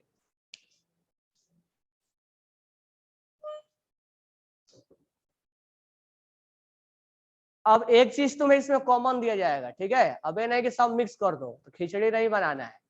तो खिचड़ी यहाँ हम आइडियोलॉजी लगा रहे हैं ना, यहाँ हम क्या लगा रहे हैं, लॉजिक। तो लॉजिक खिचड़ी पे थोड़े बता पाएंगे कि दाल है उसमें, कि वरण है कि भात है, कि भाजी है कि चपाती है। जब खिचड़ी बन ही गया तो बता पाओगे क्या? तो सिर्फ एक कॉमन होना चाहिए।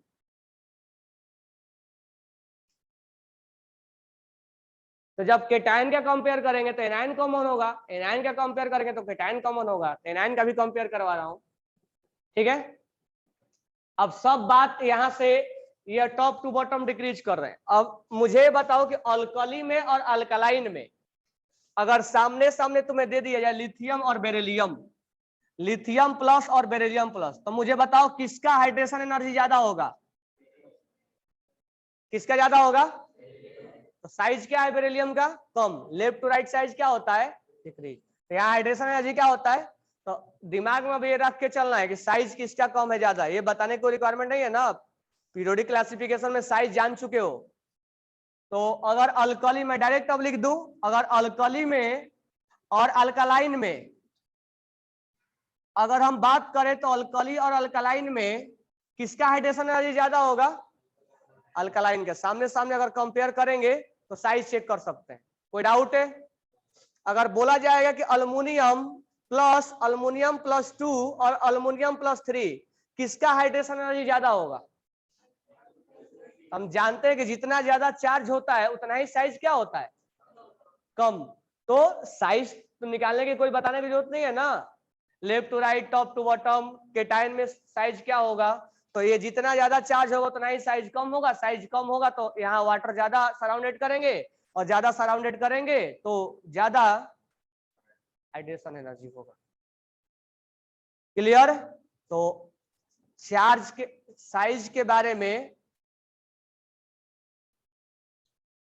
अगर तुम्हें ऐसे दे दिया जाए क्वेश्चन कि बताओ AlCl3 में और MgCl2 में किसका हाइड्रेशन एनर्जी ज्यादा है, तो क्लोरीन इज कॉमन, क्लोरीन के बारे में कोई सोचना ही नहीं है। अब यहाँ Mg+2 है और अल्मुनियम प्लस और Mg क्या है, किसका साइज छोटा है, अल्मुनियम प्लस 3 का है ना, तो अल्मुनियम प्लस 3 ज्यादा एनर्जी रिलीज करेगा। तो ऐसे क्वेश्चन पूछे तो बना लोगे, रटने की जरूरत है क्या, नहीं, तो दिमाग में रखना। अब हम आते हैं एनाइन पे। तो एनाइन का भी वही बात है, जैसे अब इस क्वेश्चन में अब हटा के हम अब एनाइन ले लेते हैं, जैसे सोडियम फ्लोराइड ले लेते हैं, सोडियम क्लोराइड ले लेते हैं, सोडियम ब्रोमाइड ले लेते हैं और सोडियम आयोडाइड ले लेते हैं, ठीक है। अब यहाँ पर हमें सोडियम कॉमन हो गया और फ्लोरीन क्लोरीन ब्रोमीन आयोडीन अलग अलग हो गया। तो इस तरह से क्वेश्चन दिया जाएगा, या तो केटायन कॉमन होगा या तो एनायन कॉमन होगा। अब ध्यान देना कि एनायन के केस में क्या होगा, तो जो केस केटायन के केस में होता है वही केस एनायन के केस में होता है। अब देखो यहां से ध्यान से, यहाँ पर फ्लोरीन है F- आया टूट गया, यहाँ पर क्लोरीन है, यहाँ पर ब्रोमीन है और यहाँ पर आयोडीन है। अब ये एनायन परेशान है, क्यों परेशान होता है एनायन, क्योंकि एनायन के पास निगेटिव चार्ज होता है और ये इलेक्ट्रॉन्स रीच होते हैं, ज्यादा हो जाता है, तो ये इस वजह से परेशान है। अब इसकी परेशानी, अब ये ऐसा हो गया कि ये खुद ही अंबानी हो गया, मतलब इसके पास पैसे ज्यादा है, तब लुटेरे लगेंगे चारों तरफ, लूटने वाले। तब अंबानी के घर की तरफ ये अंबानी दान देने वाला है और चारों तरफ लुटेरे लगे हुए हैं। तो अब देखना है कि इसकी अब वाटर के पास क्या होता है। अब हाइड्रोजन इसके साइड आ जाएगा क्योंकि निगेटिव को लुटेरे लगे हुए हैं। अब ये इसके चारों तरफ से वाटर ऐसे घेरे क्योंकि वाटर क्या है, पोलर है, मतलब उसमें प्लस भी है और माइनस भी है। तो ये इसको घेरे, तो कंसेप्ट दोनों एक ही है। ठीक है, अब मुझे ये बताओ, अब मैं डायरेक्ट तुम्हें बता रहा हूं। तो इसमें थोड़ा सा जब लुटेरे लगेंगे तो जब जिसके पास पैसे ज्यादा है, अब लुटेरे लगे तो उसमें थोड़ा सा स्टेबिलिटी आएगा। ये नहीं सोचना है कि लुटेरे आ गए तो परेशान हो जाएगा, नहीं, वो सोच रहा है कि हमारा पैसा कोई लेके जाए, ब्लैक मनी है। तो वो उसको जितने घेरेंगे उतना ही उसमें क्या आएगा, स्टेबिलिटी आएगा। तो मुझे ये बताओ कि फ्लोरीन माइनस, तो स्टेबिलिटी आएगा तो एनर्जी रिलीज कर देगा, हाइड्रेशन एनर्जी वही डिफाइन होगा, सब कुछ कंसेप्ट वही है। तो फ्लोरीन माइनस को वाटर ज्यादा घेरेगा या आयोडीन माइनस को? तो इसको स्टेबिलिटी किसमें ज्यादा मिलेगी, फ्लोरीन को या आयोडीन को? फ्लोरीन को। तो इसमें एनर्जी क्या होगा, ज्यादा रिलीज होगा। यानी एनायन के केस में भी एनायन का साइज क्या होना चाहिए, छोटा, तो उसमें हाइड्रेशन एनर्जी क्या होगा, यानी cation and anion both should be small size. Cation और एनायन दोनों के पास छोटा साइज होना चाहिए, उतना ही वो मेला लगाएगा। तुम्हारे दिमाग में बस मेला होना चाहिए कि मेला आ रहा है, मेला मूवी नहीं।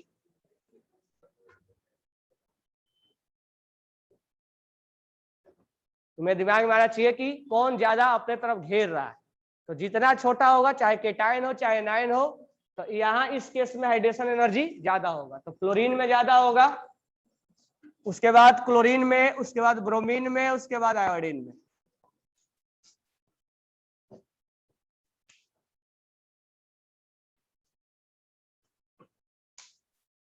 ये हाइड्रेशन एनर्जी क्लियर हो गया। तो कंपेयर करने के लिए पूछे जाएगा तो बता ले जाओगे। अब ध्यान से समझो, नेक्स्ट हमारा टॉपिक है, इसमें चारों टर्मोलॉजी इसी से जुड़ा हुआ है, तो चारों आज ही खत्म करेंगे। नेक्स्ट है हमारा हाइड्रेटेड एक्वस रेडियस, वहां ऑब्लिक डाल के लिख लो हाइड्रेटेड रेडियस, जरूरी नहीं कि एक्वस के बाद। अच्छा, एक चीज और है, जब वाटर में एनर्जी रिलीज होगा तो हम हाइड्रेशन एनर्जी बोलेंगे, और जब किसी और लिक्विड में ऐसा काम होगा तो हम सॉल्वेशन एनर्जी के नाम से जानते हैं। वाटर में अगर ये रिलीज हुआ तो एक पर्टिकुलर नाम होता है, क्योंकि एज ए सॉल्वेंट वाटर ज्यादा यूज किया जाता है। ठीक है, कोई अल्कोहल भी ले सकता है, 90 नहीं। तो अल्कोहल या बेंजीन भी सॉल्वेंट होता है, CCl4 भी होता है। 90 में NaCl डालता है क्या? वो अलग से लेता है। तो अगर अल्कोहल में NaCl डालोगे और वहां जब एनर्जी के बारे में बात करोगे तो वहां सॉल्वेशन एनर्जी के नाम से जाना जाएगा। तो इस बात को पहले लिख लो कि when solvent is non-aqueous, when solvent is non-aqueous, when solvent is non-aqueous, non-aqueous बोले तो वाटर के अलावा, that hydration energy is known as solvation energy, that hydration energy is known as solvation energy, that hydration energy is known as solvation energy। अब दूसरा हमारा जो term है, अब हेडिंग डालो हाइड्रेटेड रेडियस, हाइड्रेटेड रेडियस। तो ये आसानी से अब समझ में आ जाएगा, इसी पे है। अब लिथियम प्लस है, हाइड्रेटेड रेडियस मतलब वाटर के अंदर रेडियस, और यहां पर जो रेडियस कैलकुलेट होगा, हाइड्रेटेड रेडियस का मतलब केवल इसके आउटर सेल तक नहीं, जहां तक वाटर घेरा है उस रेडियस को बोला जाता है हाइड्रेटेड रेडियस, और इसको रिप्रेजेंट किया जाएगा Li प्लस, यहाँ एक्वस लिख दिया जाता है। जैसे ही एक्वस वर्ड यूज किया जाएगा समझ जाएंगे कि हम वाटर के अंदर बातें किया जा रहा है। तो मुझे बताओ कि सीजियम को ज्यादा घेरेगा या लिथियम को ज्यादा घेरेगा? तो ये रेडियस सीजियम का ज्यादा होगा या लिथियम का होगा? यानी जितना साइज छोटा होगा उतना ही उसका हाइड्रेटेड रेडियस क्या होगा? हाइड्रेटेड रेडियस यहां से यहां तक डिफाइन किया जाता है। तो lithium plus aqueous is larger then sodium plus aqueous. लेकिन जब यहाँ एक्वस लिखा रहेगा तभी सोचेंगे कि वो एक्वस में बात कर रहा है। और हल इन पोटेशियम, रिबिडियम और सीजियम, यानी जो पहले, और ये जो हम बात कर रहे थे caesium plus is larger than rubidium plus potassium plus और Na प्लस और K प्लस लिथियम प्लस, ये हम गैसियस फेज में बात करते हैं। ये हम गैसियस फेज में बात करते हैं। तो गैसियस फेज में सीजियम बड़ा होगा और एक्वस फेज में लिथियम बड़ा होगा। तो ये तुम्हें देगा तो इंडिकेट नहीं करेगा, लेकिन ये जब देना होगा तो वो लिख के देगा हाइड्रेटेड रेडियस या सिंबॉलिक में देगा एक्वस एक्वस एक्वस।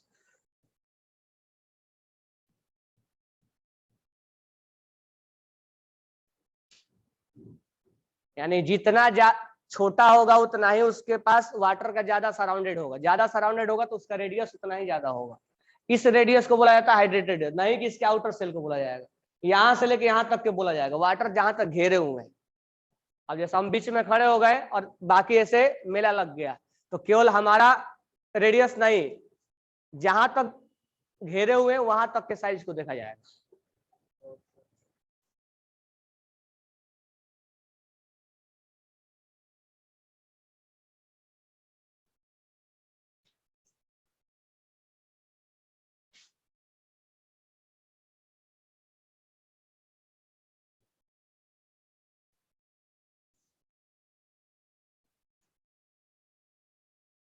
क्लियर हो गया?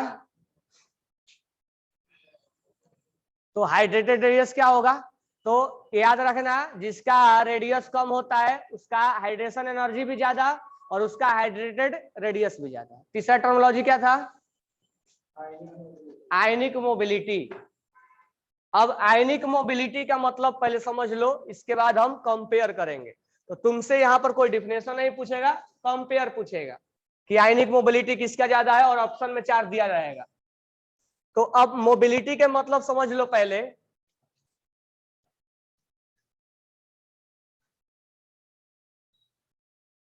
अब तुम थोड़ा बहुत 9th-10th में पढ़ के आए होंगे कि एक सेल लिया जाता है और सेल को यहाँ बैटरी से कनेक्ट किया जाता है और यहाँ पर कैथोड और एनोड होता है। ये एनोड होता है और ये कैथोड होता है। एनोड पे चार्ज क्या होता है? नेगेटिव। और कैथोड पे चार्ज क्या होता है? नेगेटिव। जो तुम बोल रहे हो ना, वो 2 टाइप का सेल होता है। एक सेल पे नेगेटिव होता है, एक सेल पे पॉजिटिव होता है। एक गैल्वेनिक सेल होता है, एक वोल्टिक सेल, एक इलेक्ट्रोलाइटिक सेल होता है। तो जो हम इलेक्ट्रोलाइसिस कर रहे हैं उसके बारे में बात, ज्यादा हम इसके बारे में डिटेल नहीं जाएंगे, बस सिंपली इस पे समझा रहा हूं मैं। यहाँ NaCl का सॉल्यूशन हमने ले लिया, NaCl, और ये चार्ज है पॉजिटिव, ये है नेगेटिव, ये रॉड है जिसमें करंट फ्लो होगा। अब तुम्हें मालूम होता है कि इसमें करंट फ्लो है, तो वायर के अंदर ये सर्किट क्लोज है।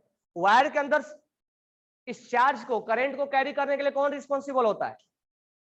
जैसे ये वायर है, फैन चल रहा है, तो इसमें कौन सा चार्ज, कौन से रिस्पॉन्सिबल होगा जो चार्ज को कैरी करता है? इलेक्ट्रॉन से रिस्पॉन्सिबल होता है। इलेक्ट्रॉन रिस्पॉन्सिबल होते हैं ना इलेक्ट्रॉन। जहां अनपेयर्ड इलेक्ट्रॉन होता है वहीं इलेक्ट्रॉन्स निकल के वो मूव करता है। अब यहाँ इसके और इसके बीच में तो वायर है नहीं, इसके और इसके बीच में क्या है? पानी है, वाट सॉल्यूशन है।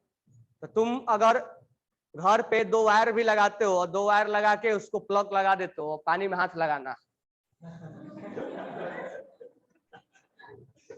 प्लग लगा देना और 2 वायर लगा देना और फिर पानी में हाथ लगाना, उसमें थोड़ा सा NaCl डिजोल्व कर देना, तो क्या करंट फ्लो होगा कि नहीं होगा?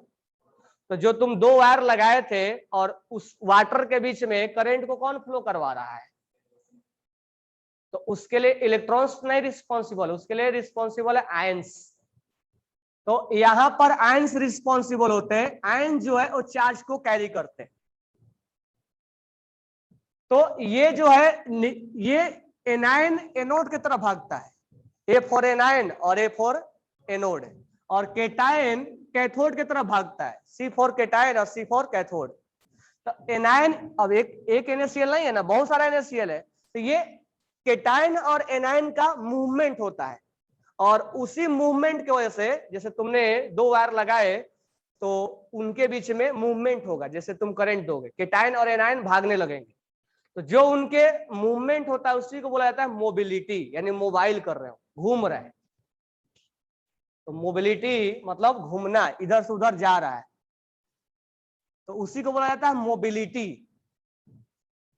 तो मोबिलिटी का मीनिंग समझ में आ गया। तो इधर से उधर केटायन एनायन का मूवमेंट करना सॉल्यूशन के अंदर, that is known as ionic mobility, ionic mobility. अब मान लो तुम एक सॉल्यूशन में लिथियम क्लोराइड लिए, एक में सोडियम क्लोराइड लिए, एक में पोटेशियम क्लोराइड लिए, रुबिडियम क्लोराइड लिए, सीजियम क्लोराइड लिए, क्लोरीन इज ए कॉमन। तो मुझे बताओ केटायन लिथियम जल्दी भागेगा कि सीजियम जल्दी भागेगा करंट को फ्लो करवाने के लिए? तुम्हें ज्यादा झटके किस में लगेंगे, लिथियम क्लोराइड में या सीजियम क्लोराइड में? सीजियम जल्दी जल्दी भागेगा ना। क्यों जल्दी जल्दी भागेगा? अब देखो, लिथियम को वाटर घेर लिया है और सीजियम को भी घेरा है, तो इसको घेरने में क्या है, ज्यादा लोग घेरे हैं, तो मेरे को अगर ज्यादा लोग घेर लेंगे तो मैं जल्दी भाग पाऊंगा, या कम लोग घेरेंगे तो जल्दी भाग पाऊंगा? तो इसका पानी के अंदर मूवमेंट स्लो स्लो होगा, धीरे धीरे होगा, जबकि सीजियम को घेरे कम हुए वो तेजी से भागेगा। यानी जहां मेला कम लगा हुआ है वहां पर मोबिलिटी क्या होगा, ज्यादा होगा, और जितना ज्यादा घेरेंगे उतना ही वो धीरे धीरे भाग पाएगा। इसीलिए सीजियम में करंट ज्यादा फ्लो होगा, यानी मोबिलिटी। तो मोबिलिटी अगर देखना है तो क्या देखेंगे, साइज, जिसका साइज ज्यादा होगा उसका मोबिलिटी ज्यादा होगा। और ये चीजें बैक साइड से स्टोरी क्या चलेगी, साइज कम होगा, साइज अगर कम हुआ तो वाटर ज्यादा सराउंड होंगे, मोर वाटर सराउंड होंगे, और ज्यादा वाटर अगर सराउंड हुए तो उसका मोबिलिटी क्या हो जाएगा, कम, धीरे धीरे धीरे भागेगा क्योंकि वो घिर चुका है, उसका आयनिक मोबिलिटी कम होगा। तो साइज कम तो आयनिक मोबिलिटी कम।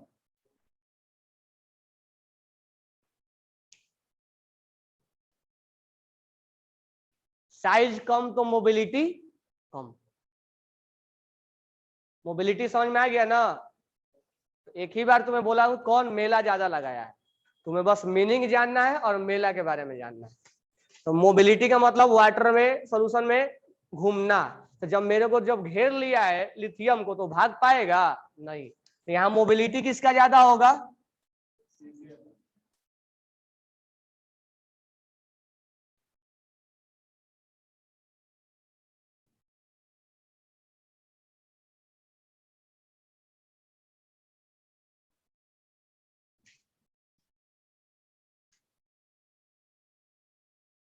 तो लिथियम जल्दी जल्दी भाग नहीं पाएगा जबकि सीजियम बहुत जल्दी भागेगा। तो मोबिलिटी क्लियर हो गया। तो जिसका साइज ज्यादा उसका मोबिलिटी भी ज्यादा। कौन सा साइज, ये वाला एक्वस वाला साइज नहीं बोल रहा हूं, हाँ वो वाला साइज बोल रहा हूं। अब ध्यान से समझो, लास्ट जो टर्मिनोलॉजी है वो है कंडक्टिविटी। अब सोचो कि केटायन और एनायन के पास ये अगर करंट हमें ज्यादा चाहिए तो तुम बताओ कि केटायन और एनायन का मूवमेंट धीरे धीरे होना चाहिए या फास्ट होना चाहिए? जितना फास्ट होगा मूवमेंट उतना ही कंडक्टिविटी यानी करंट क्या होगा, ज्यादा फ्लो होगा ना। अब फास्ट मूव करने के लिए मोबिलिटी क्या होना चाहिए, ज्यादा होना चाहिए। यानी हम अगर कंक्लूड करके लिखें कि कंडक्टिविटी, हाँ कंडक्टिविटी अगर ज्यादा है तो आयनिक मोबिलिटी क्या होना, ज्यादा। और आयनिक मोबिलिटी ज्यादा होने के लिए क्या होना, साइज ज्यादा होना। आयनिक मोबिलिटी होने के लिए साइज ज्यादा होना। एटॉमिक, सॉरी पीरियोडिक वाला साइज बोल रहा हूं, एक्वस वाला साइज मत सोच लेना। तो मोर साइज मोर मोबिलिटी। अब ये चीजें तुम्हें इमेजिन करना है कि साइज ज्यादा है तो कम घेरा है, कम घेरा है तो जल्दी जल्दी भाग पाएगा। अब जल्दी जल्दी भाग पाएगा तो वो करंट जल्दी जल्दी फ्लो करवाएगा। बातें क्लियर हो गई? कोई डाउट है? नहीं। तो अगर मैं फाइनल कंक्लूजन लिख दूं,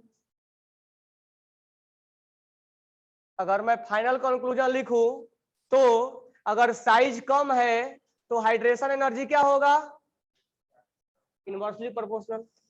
साइज कम है तो हाइड्रेटेड रेडियस क्या होगा, कम हो, ज्यादा होगा ना, उतना ही मेला ज्यादा लगेगा। अगर साइज ज्यादा है तो आयनिक मोबिलिटी क्या होगा, यानी ये डायरेक्टली है और ये इनवर्सली है। तो ये रटना नहीं है, समझना है इस चीजों को, और यही क्वेश्चन पूछा जाएगा। अगर साइज ज्यादा है तो कंडक्टिविटी क्या होगा, तो इसको इससे रिलेट करना है। साइज ज्यादा तो वाटर कम घेरेगा, कम घेरेगा तो जल्दी जल्दी भाग पाएगा, और जल्दी जल्दी जब भाग पाएगा तो करंट ज्यादा फ्लो करवाएगा। ये फाइनल कंक्लूजन है। अब इस पे एक भी चीज रटने की कोई जरूरत नहीं है, उसको सोचना कि कौन ज्यादा घेरा है कौन कम घेरा है। तुम्हें वो टर्मोलॉजी याद होना चाहिए, तुम्हें वो टर्मोलॉजी याद होना चाहिए और कॉन्सेप्ट याद होना चाहिए, ठीक है? क्योंकि वो इमेजिन किया हुआ चीजें लिखवा थोड़े पाएंगे हम। अब तुम क्या क्या सोचते हो, लिखते थोड़े हो या बताते थोड़े हो, बताते क्या?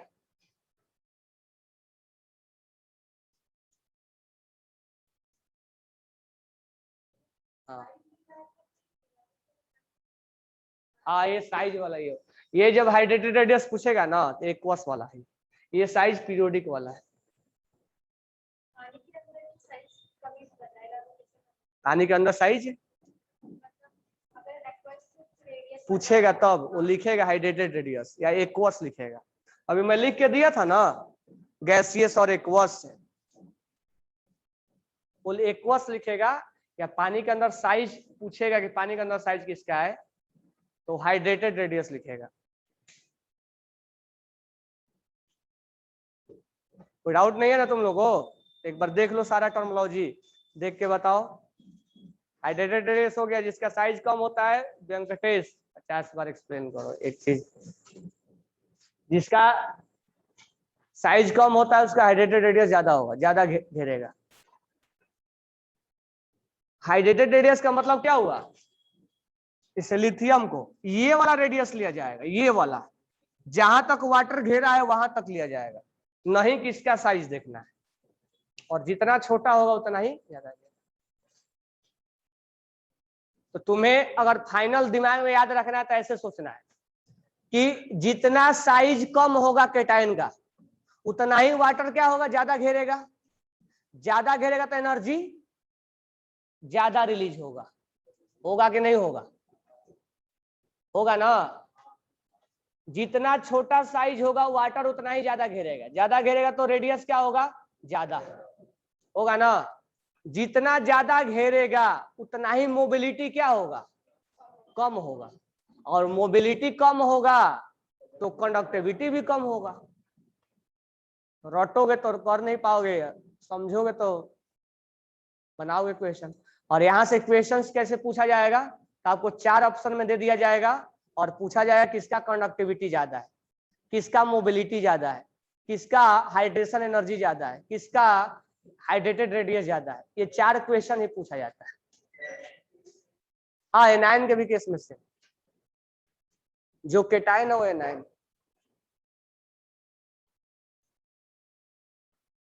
तो कल हम टीच करेंगे आपको फजांस रूल है। हाँ फजांस रूल, FAJANS। तो कल फजांस रूल में ही टर्मिनोलॉजी बताएंगे, पोलराइजिंग पावर और पोलराइजेबिलिटी, जो बोला था ना पीरियोडिक क्लासिफिकेशन में कि केमिकल बॉन्डिंग में बताएंगे। तो कल बताएंगे पोलराइजिंग पावर, पोलराइजेबिलिटी, और कल थोड़ा सा ओवरलैपिंग का कंसेप्ट देंगे, और कल ही डिस्कस करेंगे कोई भी ऐसा आयनिक कंपाउंड नहीं होता है जिसमें 100% आयनिक करेक्टर होता है। तो कल इस सब चीजों को समझाएंगे। तो लेक्चर पढ़ के आ रहे हो कि नहीं आ रहे हो? यूट्यूब पे मिल नहीं रहेगा तुम लोगों को?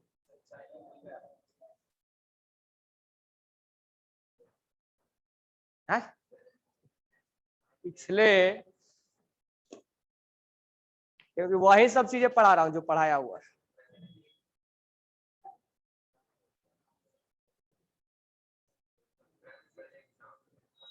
अरे मुझे सब्सक्राइबर की कोई नीड, पैसा नहीं कमाना है मेरे को है। अभी पिछले साल का ही चैनल था, 800 समथिंग बताया तो था।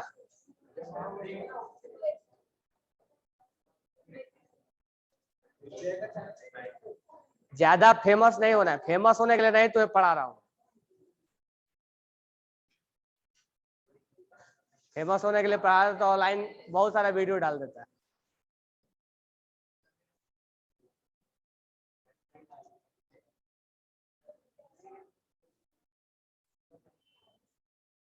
तुम लोग को